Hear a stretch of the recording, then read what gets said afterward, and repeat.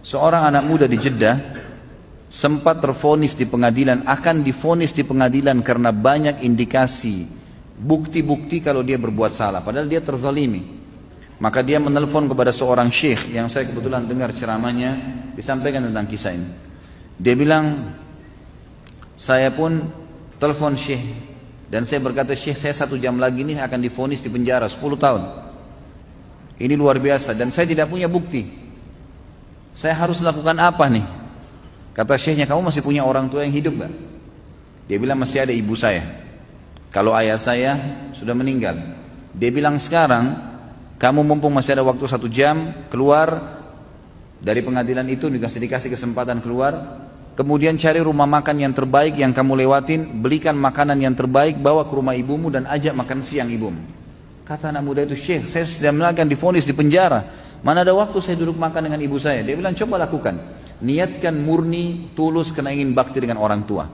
Maka anak muda ini pun melakukannya. Setengah jam kemudian kata syekhnya, dia telepon saya sambil bersyukur kepada Allah, alhamdulillah syekh, jazakallahu khair, semoga Allah balas anda dengan kebaikan. Saya baru ditelepon oleh pengadilan kalau saya tidak jadi divonis dan ternyata ada orang lain ya yang melaporkan orang yang telah menuduh saya ini dengan kejahatan dan banyak buktinya ternyata terbongkar semua, dia berdusta. Setengah jam saja.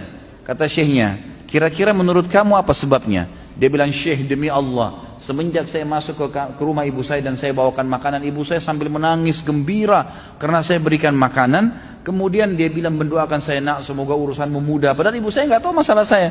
Semoga urusanmu mudah, semoga kau panjang umur, semoga kau begini. Selama setengah jam saya didoain terus sama ibu saya. Dan saya merasa doa ibu saya lah yang membuat akhirnya saya selamat. Kata syekhnya, begitulah orang berbakti dengan orang tua. Jangan disia-siakan teman-teman sekalian. Antum ini di Jakarta banyak perantau. Luar biasa, begitu sudah mulai punya penghasilan, mulai punya motor, mulai punya mobil, yang dipikirin hanya istrinya, atau perempuan mungkin akhwat hanya memikirkan suaminya, orang tuanya di kampung dilupain. Oh gampang, orang tua saya kan tidak pernah nuntut apa-apa. Emang orang tua nggak bakal nuntut. Orang tua yang baik itu tidak akan pernah mau nuntut, walaupun mungkin mereka nggak punya makanan di kampung sana, mereka nggak bakal telepon anaknya, nggak mau susahin. Tapi kitanya harus bisa pengertian.